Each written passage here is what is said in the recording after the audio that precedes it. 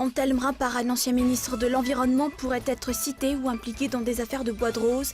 Il serait parmi les personnalités auditionnées si l'on se réfère aux propos du Premier ministre Jean Ravel-Narivou. Les voyages du président Razwan Armapian convainquent mal de leurs retombées. Les partenaires financiers semblent penser qu'il est urgent d'attendre malgré les grandes déclarations officielles. Les financements arrivent au compte-gouttes. Et enfin, l'avancée des islamistes de Boko Haram au Nigeria et dans les pays limitrophes, le conflit sud-soudanais, la propagation du virus Ebola et les élections sous tension domineront le 24e sommet de l'Union africaine à Addis Abeba ce vendredi et demain samedi 31 janvier.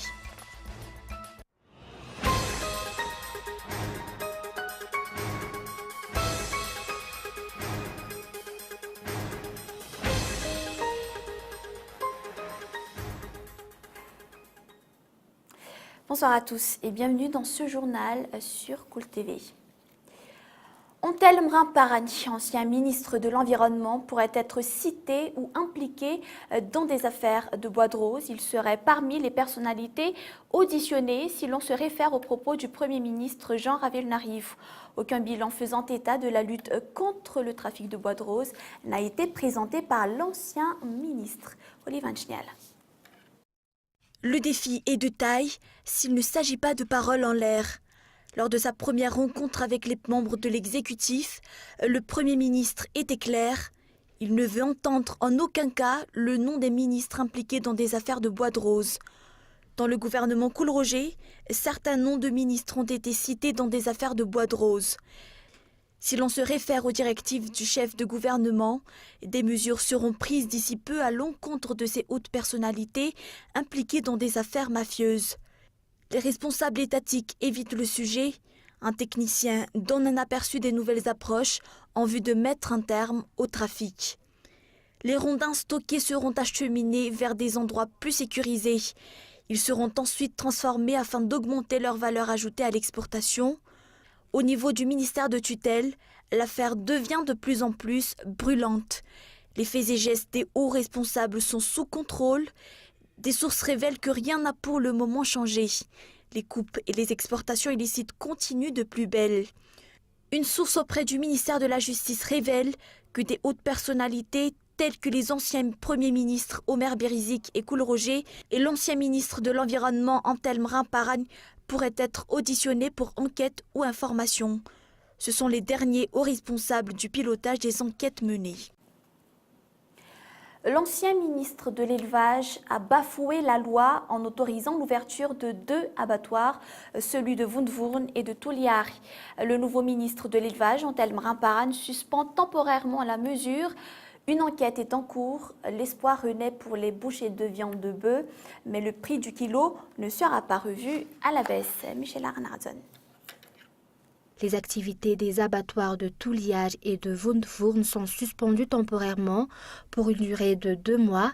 L'abattage et l'exportation sont suspendus jusqu'à nouvel ordre, affirme le ministre de l'Élevage, Antelme Rampar. Ces abattoirs abattent 150 bœufs par jour, si normalement ils devraient abattre 60 bœufs par jour, ajoute-t-il. Il est cependant clair que l'investigation effectuée par l'équipe de Cool à ce sujet reste fiable. Ces abattoirs ne suivent pas les normes. L'ancien ministre de l'Élevage, Joseph Martin Ndjamapioun, devient actuellement le présumé coupable d'irrégularité. À titre de rappel, le prix de la viande de bœuf a connu une hausse de 10% avant la fin de l'année 2014. Si le prix du kilo était de 8 000 ariages, il est actuellement à 8 800 ariages. La fermeture temporaire de ces 2 abattoirs n'aura aucun effet sur le prix du kilo de la viande de bœuf, affirment les bouchers. Pourquoi l'enquête ne commence-t-elle que maintenant? Pourquoi ces abattoirs ont-ils encore pu ouvrir leurs portes? Les responsables de ces 2 abattoirs ont jusqu'au 6 février pour remettre leur inventaire auprès du ministère de l'Élevage. Et puis les voyages du président Razvan Armapian convainquent mal de leurs retombées. Et les partenaires financiers semblent penser qu'il est urgent d'attendre malgré les grandes déclarations officielles. Les financements arrivent au compte-gouttes. L'État ne dispose pas assez de ressources pour la mise en œuvre des projets de développement, s'il existe bien évidemment. Le budget alloué aux collectivités territoriales décentralisées sera revu à la hausse dans la loi des finances rectificatives d'après le nouvel argentier. Une réforme de la gestion des finances publiques est également annoncée, mais pour l'instant au niveau de l'effet d'annonce. Lily Rabiat. Les collectivités territoriales décentralisées ne disposent que de 1% du budget de l'État, d'après la loi des finances initiale 2015.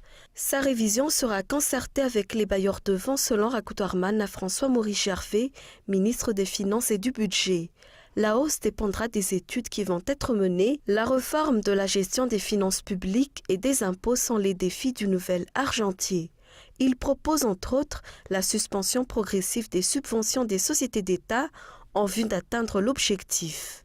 L'État a octroyé une enveloppe de 456 milliards d'ariars à la Jirama entre 2011 et 2013, soit près de 152 milliards par an.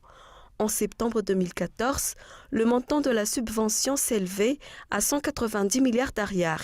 Avec l'exonération des taxes d'importation des compagnies pétrolières et de la Jirama, les pertes de l'État s'élèvent à 244,3 milliards d'ariars. De nouvelles stratégies seront mises en œuvre en vue de renflouer les caisses. À l'heure, l'État ne dispose pas assez de fonds pour la réalisation des projets de développement. Madagascar est entièrement dépendant des bailleurs pour faire tourner la machine administrative. La réforme du Code général des impôts est attendue afin d'augmenter le taux de pression fiscale. Expert comptable de formation, Rakoutarman Anna François-Maurice Gervais était en poste à Canada avant sa nomination. Il compte parmi les proches collaborateurs du président Razvan Armapian. Il ferait partie des techniciens proposés par le parti HVM pour le poste. Les ressources minières sont mal gérées. Leur exploitation est monopolisée par une minorité des étrangers dans la plupart des cas. Le code minier sera présenté au mois de mars. La redevabilité devrait être incluse dans ce nouveau document selon l'opinion publique. Les retombées de l'exploitation des ressources minières ne sont pas encore perceptibles sur la condition de vie de la population. Madagascar place haut la barre de sa part de bénéfices. 40% contre moins de 10%, voire 5% actuellement. Reportage. Les ressources minières sont monopolisées par les étrangers. Les Sri Lankais, Thaïlandais et Indiens accaparent une part importante du marché des pierres précieuses. À Ilagak, 30 Thaïlandais et 110 Sri Lankais canalisent la vente des pierres précieuses vers l'Asie du Sud-Est. La vente du saphir peut leur rapporter jusqu'à 3 millions d'ariars par jour, alors que les petits exploitants ne gagnent en moyenne que 1 million d'ariars par mois. Ces opérateurs économiques étrangers achètent jusqu'à 70 kilos de saphir par jour à un prix dérisoire et les revendent très cher à l'exportation. 95% des Malagasy sont pauvres. L'exploitation minière n'a rien apporté sur leurs conditions de vie, alors que 60% du saphir vendu sur le marché international provient de Madagascar. Avec le nouveau code minier prévu sortir en mars, l'opinion publique espère une nette amélioration sur le taux de partage des profits entre l'État et les grands exploitants. Les exportations des pierres précieuses rapportent peu dans les caisses de l'État. Rien que pour le saphir et le rubis, un rapport de la Banque mondiale révèle que les pertes de Madagascar sont estimées à 500 millions de dollars par an. Les principes de la redevabilité sont quasi inexistants. Le business informel et la corruption polluent le secteur. La question de déclaration de patrimoine reste un sujet polémique au sein de l'Assemblée nationale. Les ministres ne sont pas régis par l'ordonnance 2014-001. Ils devront faire une déclaration de patrimoine sur les 5 ans avant leur élection comme députés. Les articles de cette ordonnance ont été plusieurs fois changés par les députés, mais ces changements ont été refusés par la HCC. L'article 41 de la Constitution précise pourtant que les députés et tous les hauts responsables devront tous se soumettre à la déclaration de patrimoine, mais aucune sanction n'est prévue pour les récalcitrants. On passe à un tout autre sujet, on vous le disait aussi en titre. Le sommet de l'Union africaine s'ouvre à Addis Abeba. Aux côtés de ses homologues africains, le président Razon Armapian y participe. C'est son 16e voyage officiel depuis son investiture le 25 janvier 2014. Atala Béatrice, ministre des Affaires étrangères, compte parmi la délégation présidentielle. Placé donc sous le thème de l'année de l'autonomisation des femmes et développement de l'Afrique pour la concrétisation de l'agenda 2063, le 24e sommet d'Addis Abeba se penchera sur les conflits en Libye et au Soudan ainsi que sur la secte islamiste Boko Haram. Contrairement à l'année dernière où le président Razon Armapian a plaidé pour la cause de Madagascar et la levée des sanctions, les relations avec l'Union africaine sont actuellement au beau fixe. Le 415e Conseil de la paix et de la sécurité a tranché pour la levée des sanctions de Madagascar quelque temps après le retour de l'ordre constitutionnel en 2014. Nous n'allons pas nous éloigner de ce sujet. L'avancée des islamistes de Boko Haram au Nigeria et des pays limitrophes, le conflit sud-soudanais, la propagation du virus Ebola ainsi que les élections sous tension domineront aussi le 24e sommet de l'Union africaine à Addis Abeba en Éthiopie ce vendredi et demain samedi 31 janvier.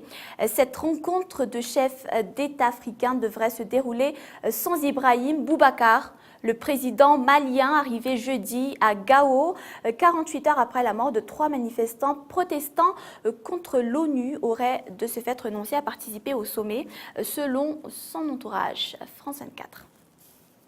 On est au début de ce processus. Alors, il y a un soutien formel donc à cette force qui va être mise en place. Il y a déjà des prémices puisque 5 pays ont déjà envoyé, déployé des troupes sur le terrain, notamment au Cameroun. D'autres pays comme le Niger restent avec leurs soldats sur la frontière.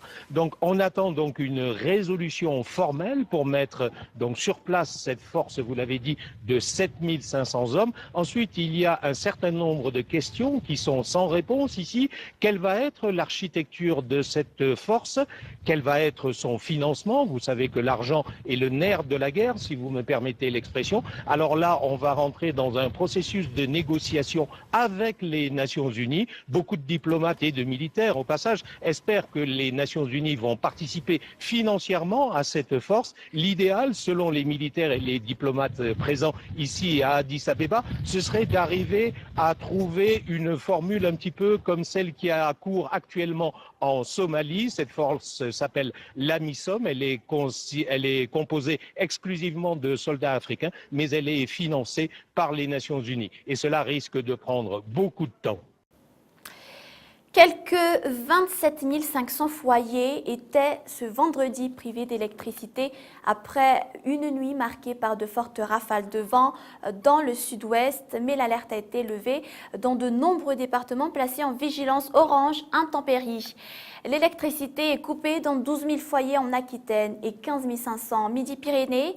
Et les Pyrénées-Atlantiques, l'un des 6 départements encore en vigilance orange, étaient les plus touchés avec 8 000 foyers sans courant, suivi des Hautes-Pyrénées, 5 000 et de la Haute-Garonne, 5 000 aussi. Le vent a soufflé en rafale de plus de 100 km/h dans la nuit d'hier à aujourd'hui sur le sud-ouest. Et voilà, c'est toujours un reportage de France 24. Les occupants de ce pavillon de la Bastidette n'ont pas compris ce qui leur arrivait. D'abord un craquement qui les réveille en pleine nuit, puis une partie de leur maison qui s'effondre, probablement sous l'effet des vents violents et des fortes pluies. Les habitants, un couple d'octogénaires, ont été relogés, mais les pompiers ont quand même vérifié qu'il n'y avait pas de victimes sous les décombres. À Tarbes, dans les Hautes-Pyrénées, tout le monde a les yeux rivés sur ce fleuve, l'Adour. Je suis venu la voir pour voir si elle était montée. Et également, elle est montée cette nuit. Je ne sais pas s'il a fait mauvais temps en montagne. Effectivement, la neige tombée en montagne fait monter le niveau du fleuve, plus 60 cm dans la nuit. Pour l'instant, pas de débordement, mais la mairie a dû fermer les voies sur berge par sécurité. De nouvelles précipitations sont attendues cet après-midi. Dans les Pyrénées-Atlantiques, sur la côte basque, l'océan se déchaîne et le vent fait sa première victime. Un charpentier gravement blessé en chutant d'un toit alors qu'il remplaçait des tuiles. Et dans les Landes, 4 personnes ont été légèrement touchées au volant de leur voiture par des chutes d'arbres. Et c'est le moment du rappel des grands points développés dans ce journal. Antelme Ramparani, ancien ministre de l'Environnement, pourrait être cité ou impliqué dans des affaires de bois de rose. Il serait parmi les personnalités auditionnées si l'on se réfère bien évidemment aux propos du Premier ministre Jean Ravelnarive. Aucun bilan faisant état de la lutte contre le trafic de bois de rose n'a été présenté par l'ancien ministre. L'ancien ministre de l'Élevage a bafoué la loi en autorisant l'ouverture de 2 abattoirs, celui de Wundwurn et de Tulliari. Le nouveau ministre de l'Élevage, Antelme Ramparani, suspend temporairement la mesure. Une enquête est en cours et enfin les ressources minières sont mal gérées. Leur exploitation est monopolisée par une minorité des étrangers dans la plupart des cas. Le code minier sera présenté donc au mois de mars. Pour revoir ce journal dans son intégralité, n'hésitez pas à visiter notre site tv.cool.mg. Mais voilà, dans un instant, vous allez suivre l'émission Mikulu FC avec Enika Zarakutumanatsu, suivi plus tard de 2 films, dont Miss Meadows et Dark City. Voilà pour l'essentiel. Merci d'être resté avec nous. On se retrouve demain à la même heure, à partir donc de 20h45. Je vous souhaite de passer une excellente soirée. Au revoir.